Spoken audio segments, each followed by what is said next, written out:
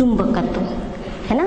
कल हमने चुंबकत्व के अंतर्गत विभिन्न बिंदुओं पर अध्ययन किया था, ठीक है। जैसे कि एक समान जो चुंबकीय क्षेत्र होता है ना, उसके बारे में अध्ययन किया कि एक समान चुंबकीय क्षेत्र किसे कहते हैं। फिर एक समान चुंबकीय क्षेत्र में जब हम दंड चुंबक को रखते हैं तो उसमें किस प्रकार प्रत्यानयन बल युग्म काम करता है, उससे हमने क्या किया था, प्रत्यानयन बल युग्म का आघूर्ण ज्ञात किया था, ठीक है। उसके उपरांत हमने देखा था कि जब हम दंड चुंबक को किसी एक समान चुंबकीय क्षेत्र में रखते हैं तो उसको घुमाने के लिए कितना कार्य करना पड़ता है। उसी के साथ साथ हमने स्थितिज ऊर्जा के विषय में भी चर्चा किया था। उसके उपरांत हमने स्पर्जन नियम देखा था, ठीक है। तो स्पर्जन नियम के बारे में हम थोड़ा सा और जो है आज क्या करेंगे, चर्चा करेंगे।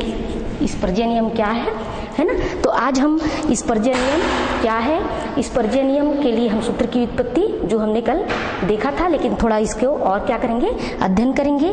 फिर विक्षेप चुंबकत्व मापी और गॉस की 10A स्थिति और गॉस की 10AB स्थिति पर हम जो है सूत्र की स्थापना करेंगे। तो स्पर्जन नियम कल हमने इस नियम को देखा था कि यदि कोई चुंबकीय पदार्थ, चुंबकीय सुई है ना, कोई चुंबकीय सुई है, ये चुंबकीय सुई स्वतंत्रता पूर्वक लटक रहा है, ठीक है। चुंबकीय सुई क्या कर रहा है, स्वतंत्रता पूर्वक लटक रहा है।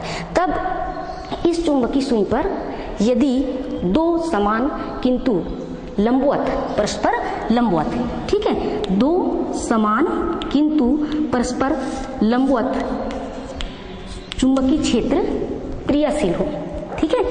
दो समान कैसा होना चाहिए, दो समान किंतु परस्पर लंबवत चुंबकीय क्षेत्र क्रियाशील हो तो संतुलन की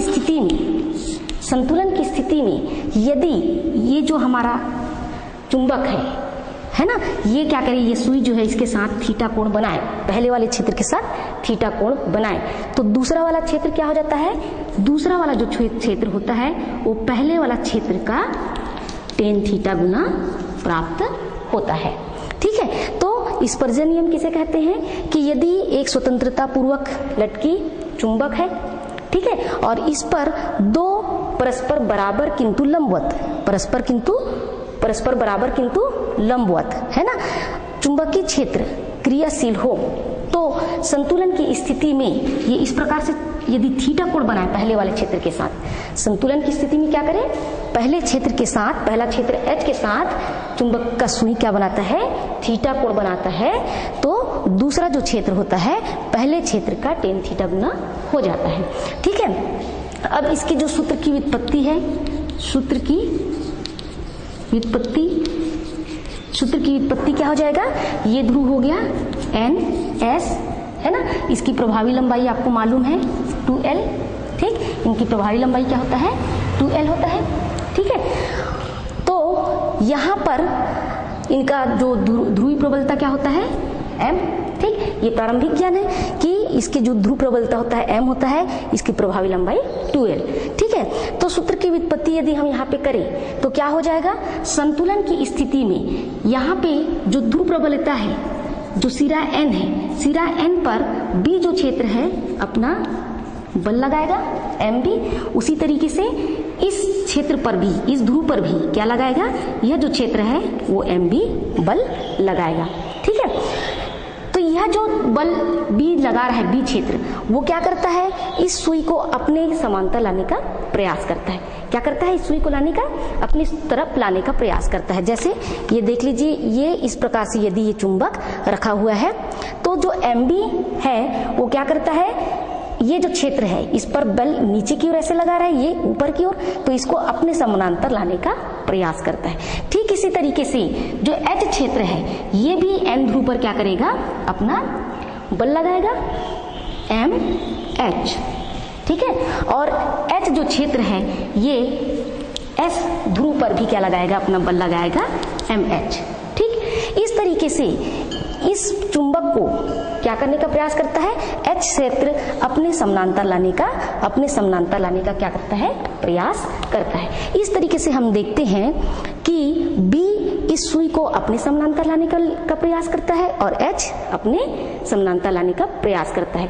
इस स्थिति में यह सुई जो होता है बीच में संतुलन की स्थिति में ठहर जाता है।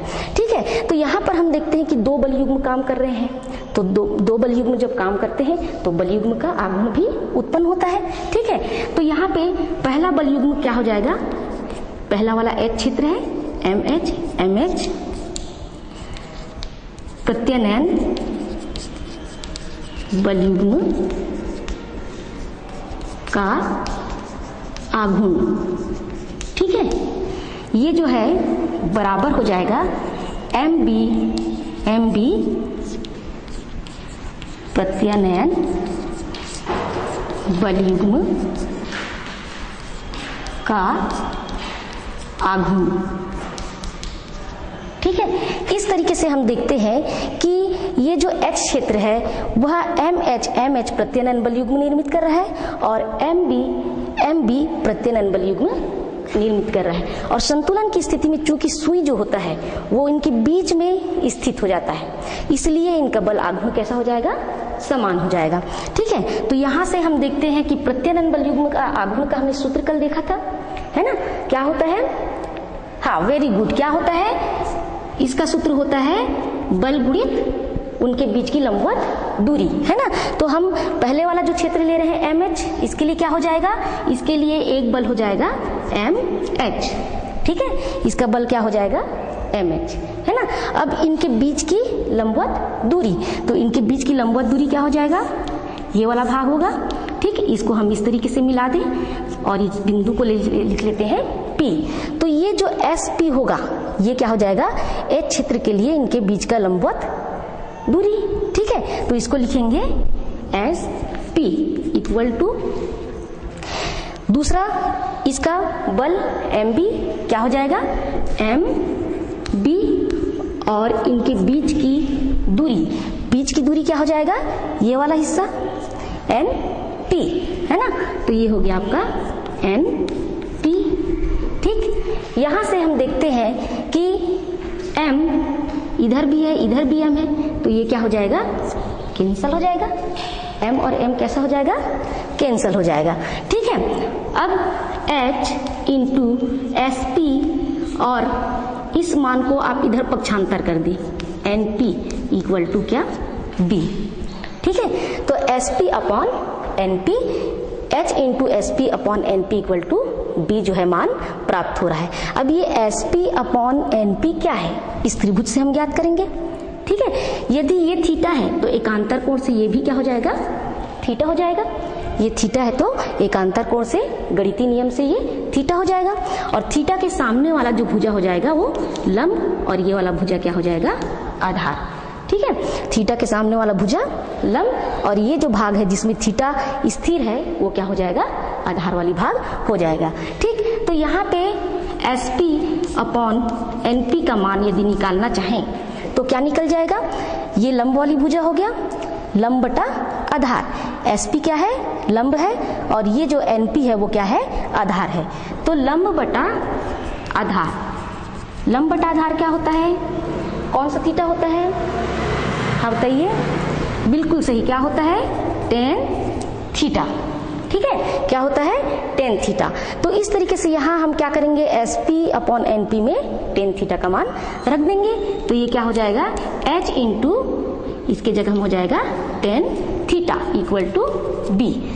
SP अपॉन NP हमने चूंकि क्या किया है, इस त्रिभुज से ज्ञात किया है NPS से, इसलिए यहाँ पे त्रिभुज SPN से इसको दर्शा देंगे।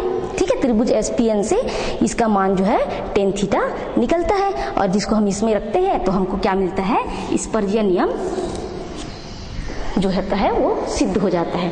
ठीक है, तो इस तरीके से ये हो गया आपका स्पर्शीय नियम। इसके बाद हम विच्छेद चुंबकत्व का मापी किसे कहते हैं इसको देखेंगे, है ना।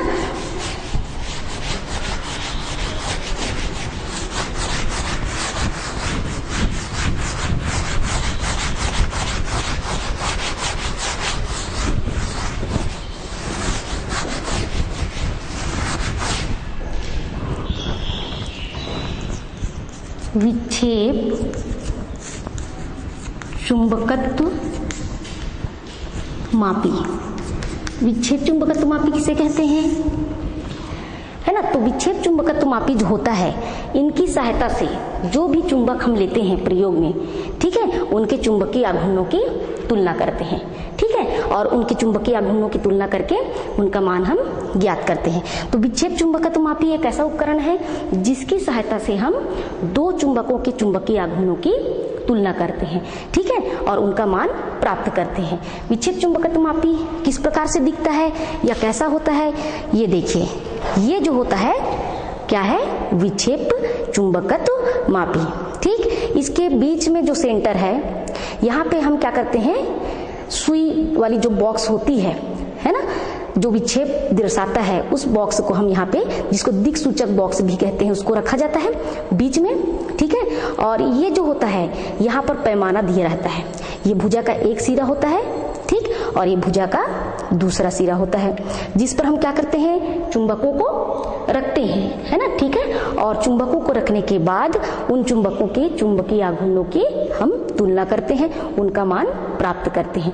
तो इसका जो मध्य जो भाग होता है, इस पर जो दिक्सूचक बॉक्स जो रखा जाता है वो ये है, ठीक है, जिसको आप देखेंगे तो इसको इस प्रकार से क्या किया जाता है, रखा जाता है ऐसा, ठीक, जिसमें जो 0 0 होता है, ठीक है, 0 0 भुजा के समानांतर होता है, और 90 जो होता है, ये देखिए इधर 0 है ना, और इधर जो किनारे में भी 0 है, और ऊपर जो ऊपर होता है वो क्या होता है, 90 का एंगल बनाता है, ठीक है। ऊपर जो होता है वो 90 मतलब ये 90 भागों में बटा होता है, ठीक है। इधर 0 और इस किनारे में भी क्या है, 0 है, ठीक। और ऊपर की ओर देखिए, ऊपर की ओर क्या है, 90 का एंगल बन रहा है ना, ये ऊपर की ओर 90 का एंगल, वैसे ही नीचे में क्या रहता है, 90 का एंगल होता है, यानी ये कितने खानों में, 90 अंश में बटा रहता है, ठीक है ना। प्रयोग जब हम करते हैं तो यही जो सुई जो दिक्सूचक बॉक्स में दिख रहा है, इस सुई को क्या किया जाता है, इसमें विक्षेप उत्पन्न किया जाता है। दो विधियां होती हैं इसकी, एक विक्षेप विधि होता है और दूसरा शून्य विक्षेप विधि, ठीक है। तो ये जो दिक्सूचक बॉक्स दिया गया है, इसमें जो है एक सुई है, और ये जो सुई होती है, इसी पर हम क्या करते हैं, विक्षेप उत्पन्न करते हैं। इसको हम क्या कर सकते हैं, और जो है अच्छे से इसके बारे में अध्ययन कर सकते हैं। ये दिक्सूचक जो सुई है ना, इसके जो भाग होते हैं, ये एक 0 0, ठीक है, इधर 0 अंश, इधर 0 अंश दर्शाता है, और उसके बाद ये जो ऊपर का भाग है वो 90 खानों में, यानी कि 90 के एंगल बनाता है, ठीक है। और बीच का जो सुई आपको दिखाई दे रहा है, ये जो है विक्षेप सुई है ना। जब हम चुंबक को लाते हैं तो इसमें क्या उत्पन्न होने लगता है, विक्षेप उत्पन्न होने लगता है, ठीक है। इसमें क्या उत्पन्न होने लगता है, विक्षेप उत्पन्न होने लगता है। तो इस तरीके से ये जो होता है दिक्सूचक बॉक्स होता है, और दिक्सूचक बॉक्स में जब चुंबकीय सुई को चुंबक को लाया जाता है, तो इस सुई में क्या होता है, विक्षेप उत्पन्न होता है, ठीक, जिसको हम क्या करते हैं, उस मान को प्राप्त कर लेते हैं और हम चुंबकीय आघूर्णों की तुलना करते हैं। हम यहाँ पे चुंबकों को किस प्रकार से रखते हैं, इन चुंबकों को हम इस तरीके से रखते हैं भुजाओं में, ठीक है। ये जो होता है, ये भुजा, ठीक है, ये विक्षेप चुंबकत्वमापी का भुजा, इसमें हम ये जो चुंबक होते हैं, इनको हम क्या करते हैं, इस प्रकार से लेकर आते हैं, ठीक है, जिससे हमारा दिक्सूचक बॉक्स जो यहाँ पे रहता है, उसमें क्या उत्पन्न होने लगता है, विक्षेप उत्पन्न होने लगता है, ठीक है ना। तो इस तरीके से ये जो मान होता है, कई बार हम प्रयोग के दौरान इसके दूरियों को मापन करते हैं, और कई बार इसके विक्षेप को, ठीक है। तो विक्षेप विधि में हम इसके विक्षेप को मान कर ज्ञात करते हैं, और जो शून्य विक्षेप होता है उसमें हम इनकी दूरियों को मापन करते हैं, ठीक। तो इस प्रकार ये एक पैमाना होता है जिससे हम दूरी को मापन करते हैं, और यहाँ पे जो पैमाना दिक्सूचक बॉक्स जो लगा रहता है, इससे हम विक्षेप का मापन यानी θ1 का मान ज्ञात करते हैं, ठीक। तो ये विक्षेप चुंबकत्वमापी हो गया। अब विक्षेप चुंबकत्वमापी जो आपने देखा, इसमें क्या हो सकता है, कई प्रकार की त्रुटियां आ सकती है प्रयोग के दौरान, ठीक है। तो उन त्रुटियों को हम कैसे दूर करें, ठीक, तो क्या क्या इसमें त्रुटियां हो सकती हैं। तो पहला जो है त्रुटि हो सकती है कि चुंबकीय सुई का किलक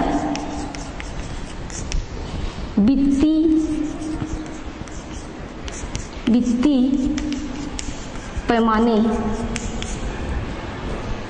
के केंद्र पर ना हो।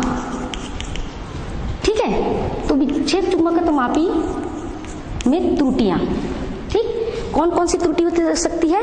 पहली त्रुटि है चुंबकीय सुई का कीलक के वृत्तीय पैमाने के केंद्र पर ना होना। ठीक, इसको हम देख सकते हैं चित्र के माध्यम से। ये आपका क्या हो गया, दिक्सूचक बॉक्स जो लिए थे, है ना। यहाँ पे जो होता है ये शून्य शून्य एक जो है संकेत यहाँ पे रहता है। ठीक है, अब यहाँ पर जो इसका केंद्र है, ये केंद्र बिंदु, चुंबकीय सुई को इसके केंद्र बिंदु पर होना चाहिए। ठीक है, चुंबकीय सुई को कहाँ पे होना चाहिए? इसके केंद्र बिंदु पर होना चाहिए। परंतु यदि चुंबकीय सुई इसके केंद्र बिंदु पर नहीं है, चुंबकीय सुई कहाँ पे नहीं है? इसके केंद्र बिंदु पर नहीं है, और कहाँ खिसक गया हो? यहाँ, उससे दूर केंद्र से। ठीक, तो चुंबकीय सुई का कीलक के वृत्तीय पैमाने के केंद्र पर ना होना। अभी कीलक कहाँ चला गया? इस केंद्र पर नहीं है, खिसक गया। तो ऐसी स्थिति जब उत्पन्न होती है तब क्या हो सकता है? प्रयोग में त्रुटियां आ सकती है। इस त्रुटि को दूर करने के लिए हम क्या करते हैं?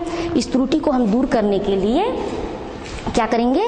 यहाँ से जो है इस सिरे का भी पाठ्यांक नोट करेंगे और इस सिरे का भी पाठ्यांक नोट करेंगे। ठीक है, यानी हम दोनों सिरों का पाठ्यांक नोट करते हैं। ठीक, इस सिरे का पाठ्यांक θ1 निकल गया, इस सिरे का पाठ्यांक θ2, और इन दोनों का पाठ्यांक हो जाएगा θ1 प्लस θ2/2।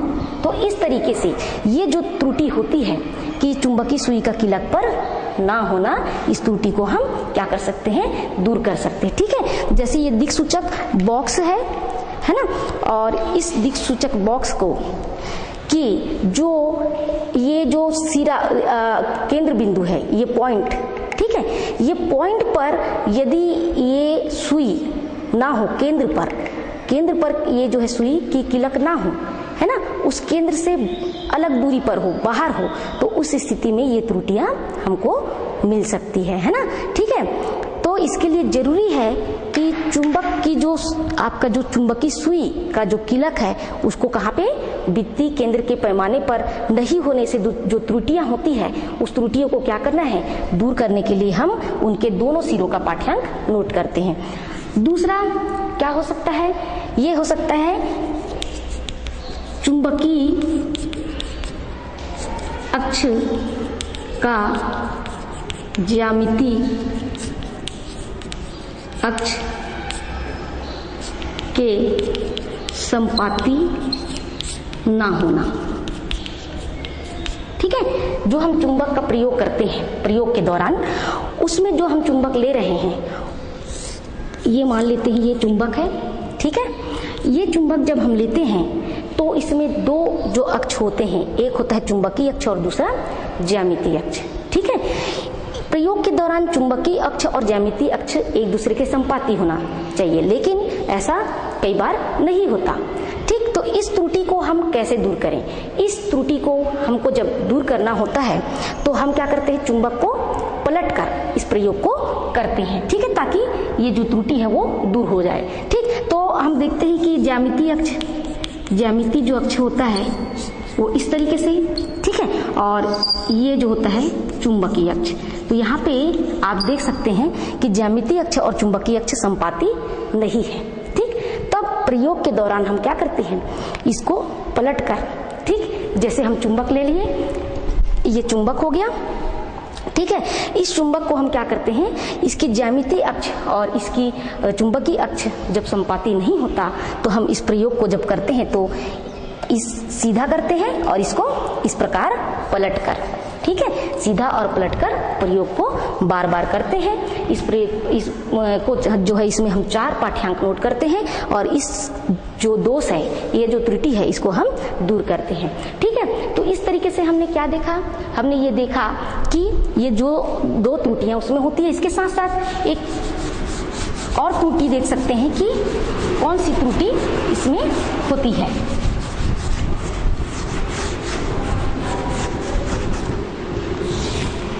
तीसरी जो त्रुटि होती है वो होता है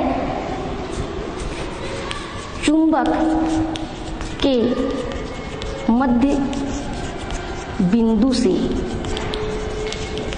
ध्रुवों का समान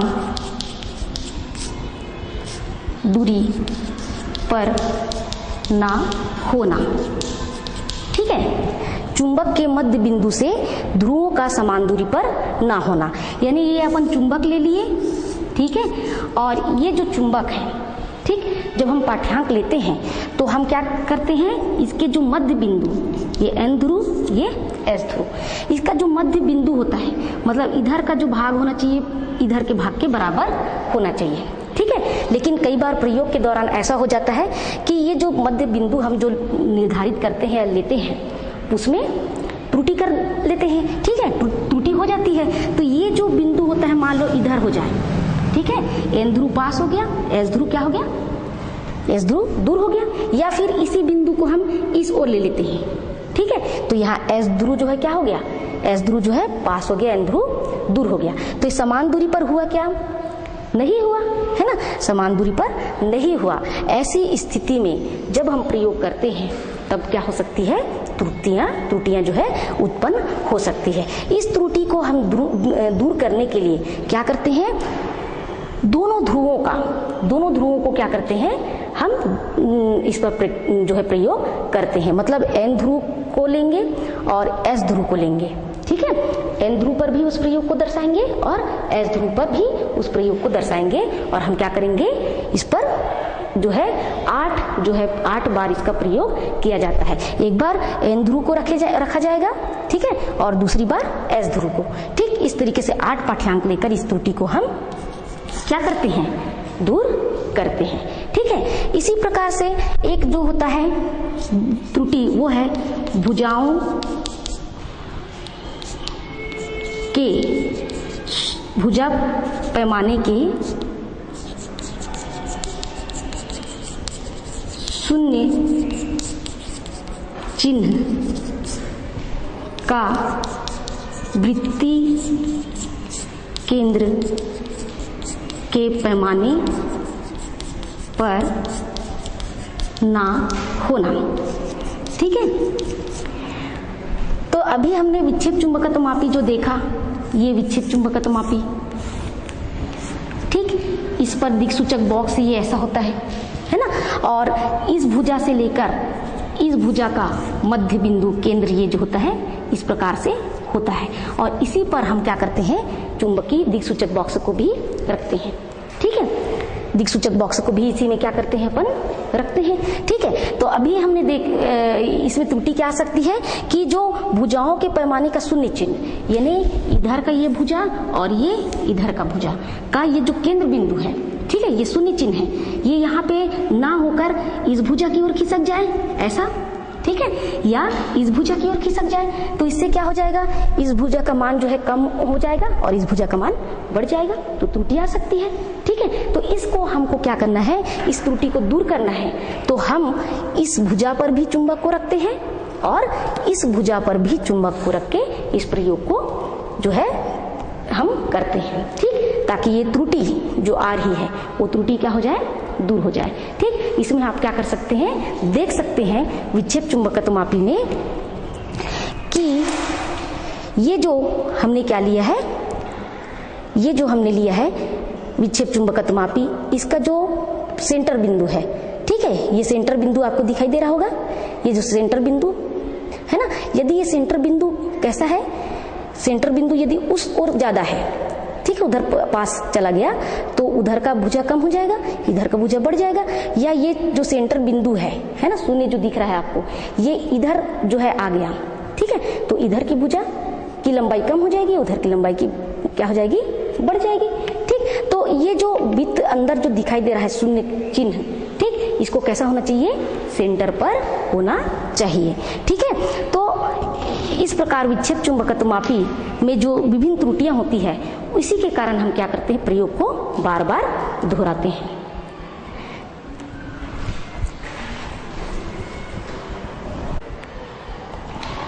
तो ये हमने देखा विक्षेप चुंबकत्वमापी, है ना। ठीक है, अब हम जो है गॉस की 10A स्थिति के लिए व्यंजक की स्थापना करेंगे, या गॉस की 10A स्थिति किसे कहते हैं इसके बारे में देखेंगे।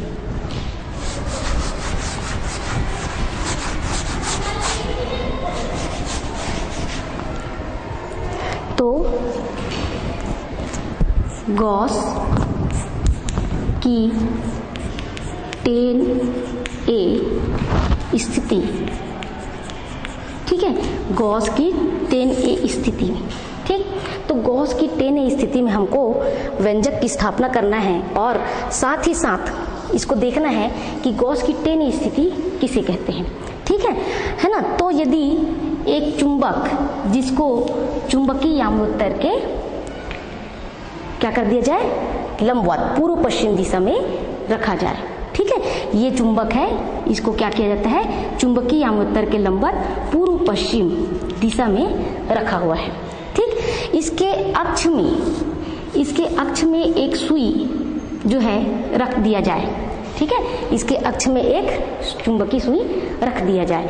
तो उस चुंबकीय सुई जो यहाँ पे रखा जाएगा उस पर दो परस्पर समान किंतु लंबवत चुंबकीय क्षेत्र क्या होते हैं, क्रियाशील होते हैं, ठीक है। तो इस पर जो है एक क्षेत्र H और दूसरा क्षेत्र B, इस प्रकार से इस चुंबकीय सुई पर क्या करेंगे, दो जो है चुंबकीय क्षेत्र क्रियाशील होंगे, ठीक है ना।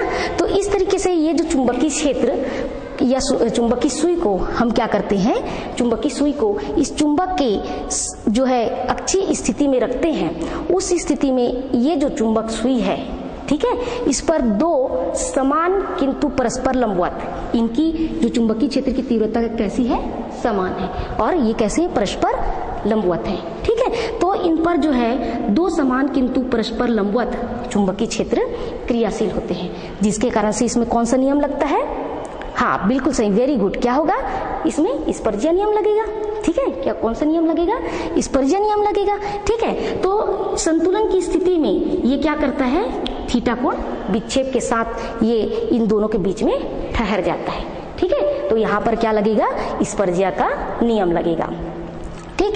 पहला चीज अपन देखें कि इसमें क्या लगेगा, स्पर्जीय का नियम, ठीक। दूसरा चीज आप देख रहे हैं कि ये जो चुंबक है ना, सुई के कैसी स्थिति में है, अक्षीय स्थिति में, ठीक है, सुई के सापेक्ष कैसी स्थिति में, अक्षीय स्थिति में। तो यहाँ पर क्या हो जाएगा, अक्षीय स्थिति में तीव्रता, अक्षीय स्थिति में तीव्रता, ठीक। तो ये दो बिंदु के आधार पर हम क्या करेंगे, व्यंजक की स्थापना करेंगे। तो सबसे पहले हम ये चुंबक देख लेते हैं कि चुंबक की प्रभावी लंबाई क्या है। तो प्रभावी लंबाई जैसे हम पढ़ते आए हैं कितना है, 2L है, ठीक है। इसके मध्य बिंदु से ये जो चुंबकीय सुई है इसकी दूरी कितनी है, इस चुंबकीय सुई की दूरी मान लेते हैं D है, ठीक है। अब इस चुंबक का चुंबकीय आघूर्ण क्या है, चुंबकीय आघूर्ण क्या है, चुंबकीय आघूर्ण है कैपिटल M, जो कि हम पहले भी देख चुके हैं। तो ये जो चुंबक है, इस चुंबक का प्रभावी लंबाई 2L, इसका चुंबकीय आघूर्ण कैपिटल M, और इसके मध्य बिंदु O से D दूरी पर एक चुंबकीय सुई अक्षीय स्थिति में रखी गई है, जिसके कारण से इस चुंबकीय सुई पर दो समान किंतु परस्पर लंबवत चुंबकीय क्षेत्र कार्य करते हैं, जिसके कारण से यह चुंबकीय सुई जो है इन दोनों के बीच में आकर संतुलन की स्थिति में ठहर जाता है, ठीक है। तो यहाँ पर अब देखने वाली बात यह है कि ये जो H है और ये B है ना, ये कौन से चुंबकीय क्षेत्र की तीव्रता है। तो B जो होगा वो इस चुंबक के कारण उत्पन्न चुंबकीय क्षेत्र की तीव्रता है, ठीक है। तो B जो है, B चुंबक के कारण चुंबकीय क्षेत्र की तीव्रता है, ठीक है। और इसकी दिशा बताइए कैसे दिख रही है इसकी दिशा, हाँ बिल्कुल सही, कहाँ, पूर्व से पश्चिम। इसकी जो दिशा होती है कहाँ से कहाँ की ओर है, पूर्व से पश्चिम, ठीक है ना। अब दूसरा जो चुंबकीय क्षेत्र जो क्रियाशील है, ये इसकी दिशा क्या है, उत्तर दक्षिण, है ना। तो ये हो जाएगा H। अब ये चुंबकीय क्षेत्र जो H लग रहा है वो क्या है, हम जानते हैं कि पृथ्वी क्या करता है, चुंबकीय क्षेत्र के समान या चुंबक के समान काम करता है, इसके कारण जो तीव्रता उत्पन्न होती है ये वो है ना। तो H जो हो जाएगा क्या हो जाएगा, पृथ्वी के चुंबकीय क्षेत्र की क्षैतिज तीव्रता, इसकी दिशा क्या हो जाएगा, इसकी दिशा हो जाएगा उत्तर दक्षिण, है ना, उत्तर दक्षिण। ठीक, तो इस तरीके से जो दो चुंबकीय क्षेत्र क्रियाशील है, एक तो B है और दूसरा क्या है, H है। ठीक, तो यहाँ पे कौन सा नियम लगेगा, स्पर्जीय नियम। सुई, माना सुई पर संतुलन की स्थिति में, संतुलन की स्थिति में, माना सुई संतुलन की स्थिति में थीटा विक्षेप देता है। ठीक है, सुई जो है संतुलन की स्थिति में क्या करता है, थीटा विक्षेप देता है। तो यहां पर हम क्या कर सकते हैं, स्पर्जीय नियम लागू कर सकते हैं। ठीक, स्पर्जीय नियम क्या होता है बताइए, B equal to, very good, क्या होता है, B equal to H tan theta. ये पहला हो गया। ठीक है, ये पहला समीकरण जो हमने इससे निकाला, स्पर्जीय नियम से।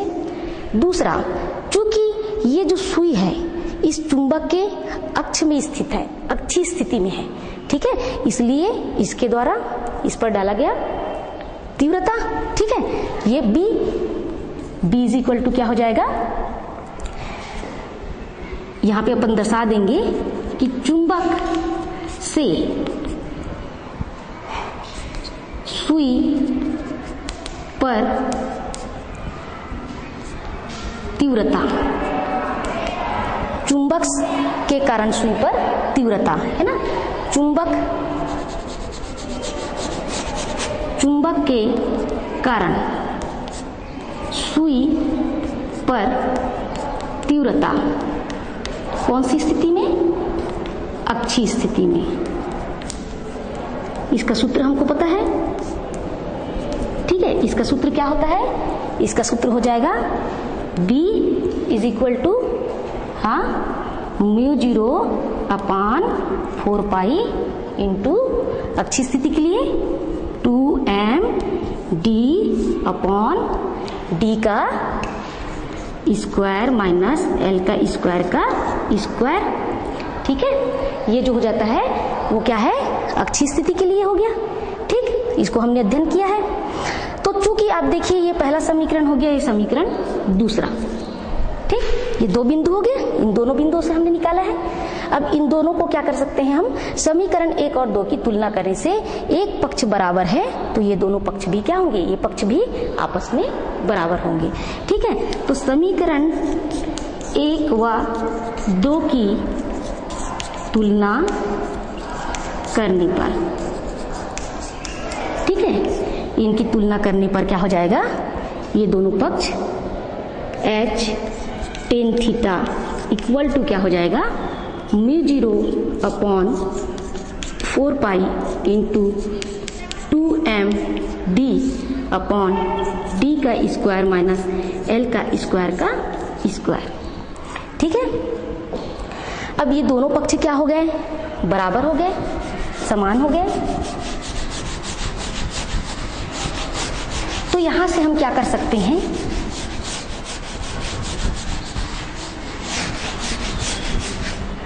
m/h का मान ज्ञात कर सकते हैं।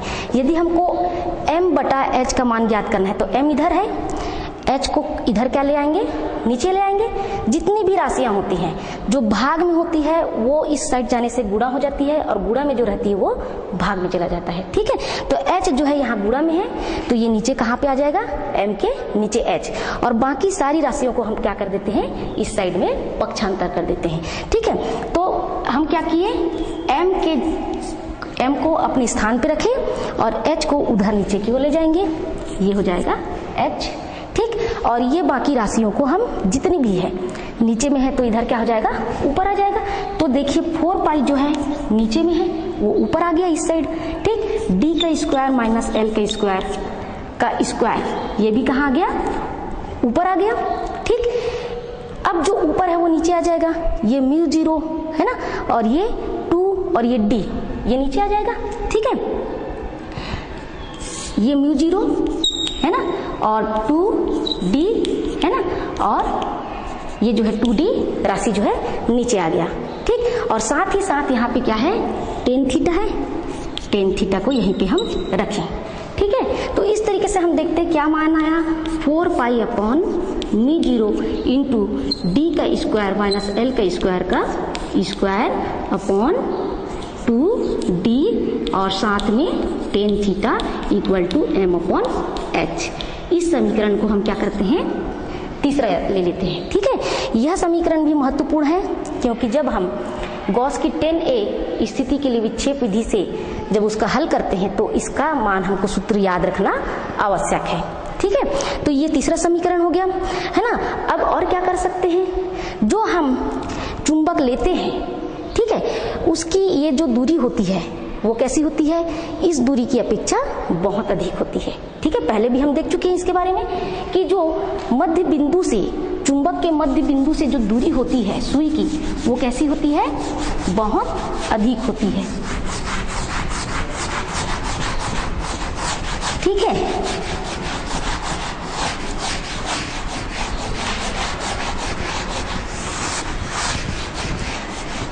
तो यहां पे क्या हो जाएगा, चूंकि ये जो दूरी होती है, ये वाली दूरी d, ठीक है, ये बहुत अधिक है, किससे, इससे, L से।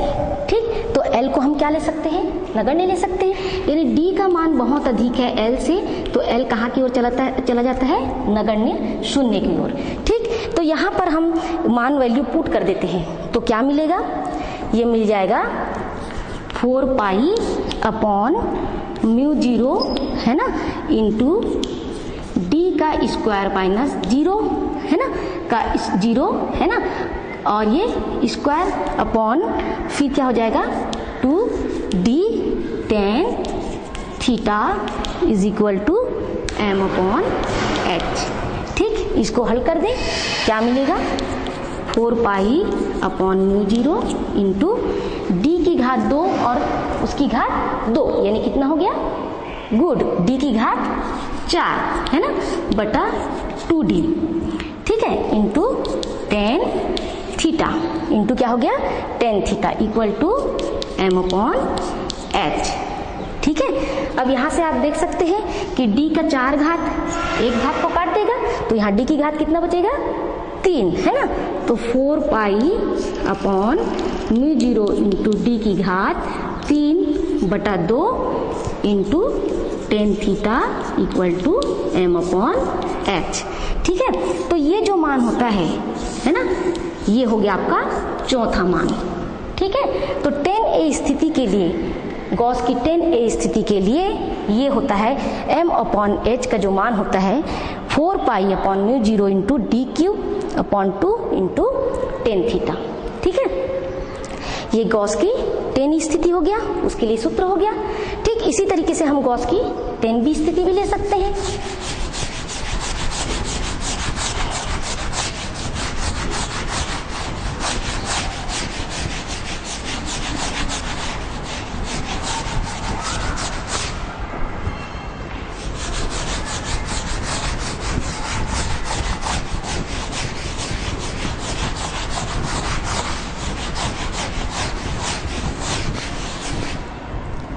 गॉस की 10b स्थिति, है ना, तो गॉस की यहाँ पे हो जाएगा 10b स्थिति किसे कहते हैं, तो जो हम चुंबक ले रहे हैं, ठीक है, ये चुंबक के अक्ष में, सॉरी, चुंबक के जो है किसमें, उसके मध्य बिंदु से, ठीक है, ये मध्य बिंदु, ठीक है, प्रभावी लंबाई आपको मालूम है 2l, इसका मध्य बिंदु O, है ना, तो इस मध्य बिंदु से लंबवत किसी बिंदु पर चुंबकीय सुई रखी गई है। ठीक है, इस बिंदु पर क्या रखा गया है, चुंबकीय सुई रखा गया है। इस स्थिति को हम निरक्षीय स्थिति भी कहते हैं, है ना, और इसी को हम गॉस की 10b स्थिति भी कहते हैं। तो यदि चुंबक के मध्य बिंदु से लंबवत किसी बिंदु पर एक चुंबकीय सुई रखी गई है, तो इस चुंबकीय सुई पर क्या होगा, दो परस्पर समान और लंबवत चुंबकीय क्षेत्र क्रियाशील होंगे, है ना। तो ये हो गया एक क्षेत्र B और दूसरा क्षेत्र क्या हो जाएगा, H। दूसरा क्षेत्र क्या हो जाएगा, H। ठीक है, और ये सुई जो होगा इस प्रकार से यहाँ सुई जब रखा जाता है तो उसमें क्या होता है, दो परस्पर बराबर, है ना, किंतु लंबवत चुंबकीय क्षेत्र क्या होते हैं, क्रियाशील होते हैं। ठीक, जिसके कारण ये जो चुंबकीय सुई होता है ये क्या हो जाता है, चुंबकीय सुई पहले क्षेत्र के साथ थीटा कोण बनाते हुए किस स्थिति में आ जाता है, संतुलन की स्थिति में आ जाता है, ठहर जाता है। और जहां पे संतुलन की स्थिति में ठहर गया वहां पर इस पर स्पर्जीय नियम लागू हो जाता है। ठीक है, तो यहाँ पे पहली बिंदु अपन देखें क्या हो जाएगा, स्पर्जीय नियम। ठीक, दूसरी स्थिति हम देखते हैं कि चुंबक के सापेक्ष सुई कैसा है, निरक्षीय स्थिति में है। तो निरक्षीय स्थिति पर चुंबकीय क्षेत्र की तीव्रता, ये जो है हम लिख लेंगे। ठीक है ना। तो ये जो दो चीजें हैं इसी पर जो है आगे जो है जो मान हम ज्ञात करेंगे। तो सबसे पहले हम ये जो चुंबक ले रहे हैं इसकी प्रभावी लंबाई 2L है, इसका चुंबकीय आघूर्ण क्या है, चुंबकीय आघूर्ण M है। ठीक है, और ये जो चुंबकीय सुई स्थित है वो कितनी दूरी पर स्थित है, D दूरी पर स्थित है। तब उस स्थिति में पहला जो क्षेत्र काम कर रहा है, पहला जो क्षेत्र काम कर रहा है B, पहला जो क्षेत्र काम कर रहा है B, ये B क्षेत्र किसके कारण, इस चुंबक के कारण। B क्षेत्र किसके कारण, चुंबक के कारण। ठीक है, तो चुंबक के कारण चुंबकीय क्षेत्र की तीव्रता है। ये चुंबक के कारण क्या है, चुंबकीय क्षेत्र की तीव्रता है। ठीक, जिसकी दिशा क्या होता है, पूर्व पश्चिम, है ना। और ये जो हम चुंबक रखे हैं इसको भी चुंबकीय अवतरण के लंबवत यानी पूर्व पश्चिम दिशा में रखा जाता है। सदैव चुंबक जो होता है वो पूर्व पश्चिम दिशा में रखा जाता है। ठीक है, तो ये जो चुंबकीय क्षेत्र की तीव्रता B है वो चुंबक के कारण चुंबकीय क्षेत्र की तीव्रता हुआ कौन सी स्थिति में, निरक्षीय स्थिति। ठीक, और दूसरा जो है H जो है क्या है, पृथ्वी के चुंबकीय क्षेत्र की क्षैतिज तीव्रता। ठीक है, तो इस तरीके से ये दो बल क्या करेंगे, काम करेंगे। तो यहाँ पर यदि ये क्या करता है, थीटा विक्षेप देता है, सुई जो है, सुई संतुलन की स्थिति में थीटा विक्षेप दे तो यहाँ पे कौन सा नियम, स्पर्जीय नियम, स्पर्जीय नियम लगाएंगे। B इक्वल टू क्या होता है, B equal to H into tan theta. B equal to क्या हो जाता है, H इंटू टेन थीटा। ये पहला समीकरण हो गया। इसी तरीके से दूसरा समीकरण लिखें। दूसरा समीकरण के लिए ये निरक्षीय स्थिति, चुंबक के कारण सुई पर, चुंबक के कारण सुई पर चुंबकीय क्षेत्र की तीव्रता। ठीक है, चुंबकीय क्षेत्र की तीव्रता B इज इक्वल टू, अब ये जो है कौन सी स्थिति में है, कौन सी स्थिति, निरक्षीय स्थिति, जो पहले देख चुके हैं।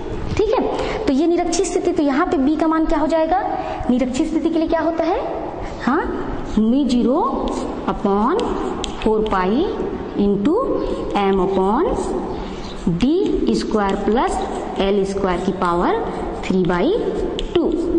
ये हो गया आपका दूसरा समीकरण। ठीक है, अब आपको दिखाई दे रहा है कि इनके एक पक्ष कैसे हैं, बराबर है, तो ये दूसरा पक्ष भी क्या हो जाएगा, बराबर हो जाएगा। ठीक, इस वैल्यू को पुट कर दें यहाँ पे, तो समीकरण 1 और 2 की तुलना करना पड़े, तुलना करने से समीकरण 1 व 2 से H tan theta is equal to क्या हो जाएगा, μ0 upon 4 pi into M upon D square plus L square की पावर 3/2। ठीक है, यहाँ से हम H को नीचे ले जाएं, बाकी राशि को इधर ले आए, तो 4 पाई जो है पहले आएगा, 4 पाई ऊपर आ जाएगा, D का स्क्वायर प्लस L का स्क्वायर की पावर 3/2 ये भी ऊपर आ जाएगा। ठीक है, और ये जो राशि ऊपर में है, ये μ0 जो ऊपर में है वो कहाँ पे आएगा, नीचे में आ जाएगा और ये टेन थीटा अपनी जगह में, टेन थीटा इक्वल टू ये m/h। ठीक, तो ये हो गया आपका समीकरण नंबर 3। इस समीकरण को आपको याद रखना है, ठीक है, क्योंकि ये समीकरण आपके गॉस के 10b स्थिति के लिए विक्षेप विधि से जब हम इसका हल करेंगे तब इसे क्या करना है, हमें याद रखना है, इस समीकरण का प्रयोग करेंगे। ठीक है, अब जैसे कि हमने देख लिया है कि d यदि बहुत बड़ा है, d बहुत बड़ा है l से, तो l को हम क्या कर देते हैं, नगण्य मान लेते हैं, शून्य मान लेते हैं। तो उस स्थिति में क्या समीकरण मिलेगा, 4 पाई μ0 इंटू डी का स्क्वायर, और वहां पे l क्या हो जाएगा, शून्य। ठीक है, तो l को आप क्या करें, यहाँ पे शून्य कर दें, तो क्या मिल जाएगा आपको, की घात 3/2।